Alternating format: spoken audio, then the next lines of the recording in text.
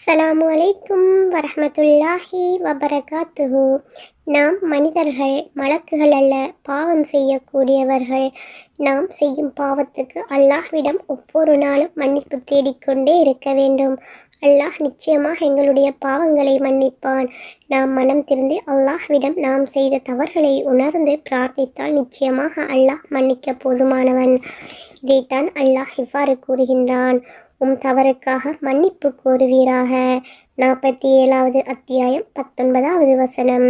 மேலும் அல்லாஹ் அல் குர்ஆனிலே இப்படி கூறுகின்றான்: அல்லாஹ்விடம் மன்னிப்பு கோருவீராக. நிச்சயமாக அல்லாஹ் மன்னிப்பவனாக, இரக்கமுள்ளவனாக இருக்கின்றான். 4வது அத்தியாயம் 106வது வசனம்.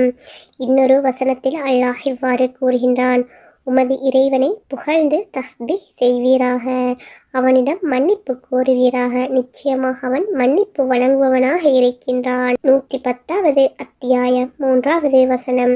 ஆகவே நாம் செய்யும் பாவங்களுக்கு நாம் மன்னிப்பு தேடிக்கொண்டே இருக்க வேண்டும். முன்பின் பாவங்கள் மன்னிக்கப்பட்ட எங்கள் கண்மணி நாயகம் ஸல்லல்லாஹு அலைஹி வஸல்லம் அவர்களும் ஒவ்வொரு நாளுமே அல்லாஹ்விடம் மன்னிப்பு தேடக்கூடியவர்களாகவே இருந்தார்கள். அபூ ஹுரைரா ரலியல்லாஹு அன்ஹு அவர்கள் அறிவிக்கின்றார்கள்: அல்லாஹ்வின் மீது சத்தியமாக, நிச்சயமாக நான் அல்லாஹ்விடம் மன்னிப்பு கோருகின்றேன். தினமும் 70 தடவைக்கு மேலாக பாவ மன்னிப்பு கேட்கின்றேன் என்று நபிகள் நாயகம் ஸல்லல்லாஹு அலைஹி வஸல்லம் அவர்கள் கூற நான் கேட்டுள்ளேன் என்று. இந்த ஹதீஸ் புகாரியில் 6307வது ஹதீஸாக பதிவு செய்யப்பட்டுள்ளது. முன்பின் பாவங்கள் மன்னிக்கப்பட்ட எங்கள் கண்மணி நாயகம் ஸல்லல்லாஹு அலைஹி வஸல்லம் அவர்களே ஒரு நாளைக்கு 70க்கு மேற்பட்ட தடவைகள் பாவ மன்னிப்பு தேடியிருக்கின்றார்கள் என்றால் நாம் எல்லாம் எம்மாத்திரம்? நாம் ஒவ்வொரு நாளுமே மனதாலும், பார்வையாலும், கேள்வியாலும், எண்ணத்தாலும், சொல்லாலும், செயலாலும் பாவங்கள் செய்து கொண்டே இருப்போம். எங்களுடைய பாவங்களுக்கு நாம் மனம் திருந்தி, மனம் வருந்தி அல்லாஹ்விடம் பிரார்த்தனை செய்தால், பாவ மன்னிப்பு தேடினால் அல்லாஹ் நிச்சயமாக எங்களுடைய பாவங்களை மன்னிப்பான். எங்கள் கண்மணி நாயகம் ஸல்லல்லாஹு அலைஹி வஸல்லம் அவர்கள் மரண தருவாயில் கூட அல்லாஹ்விடம் பாவ மன்னிப்பு தேடிக்கொண்டே இருந்தார்கள்.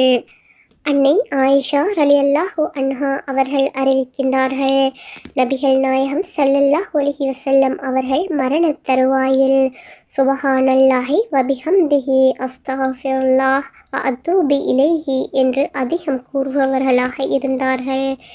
இந்த ஹதீஸ் புகாரியில் 817வது ஹதீஸாகவும், முஸ்லீமில் 484வது ஹதீஸாகவும் பதிவு செய்யப்பட்டுள்ளது. இந்த துஆவினுடைய பொருள்: அல்லாஹ்வை தஸ்பீஹ் செய்கின்றேன், அவனை புகழ்கின்றேன், அல்லாஹ்விடம் பாவ மன்னிப்பு கோருகின்றேன், மேலும் அவனிடமே பாவமீட்சி தேடுகின்றேன் என்பதாகும். ஆகவே நாமும் இந்த துஆவை ஒவ்வொரு நாளுமே ஓதி வருபவர்களாக இருக்க வேண்டும்.